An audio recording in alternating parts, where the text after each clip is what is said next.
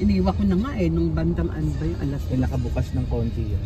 Sabi ko, kala ko ba matutulog kayo doon? Bakit nagpapunta kayo? Oo nga, pero hindi umakyat hanggang 4 lang talaga. Hindi. Saan ka ba ninyo? Lalakas.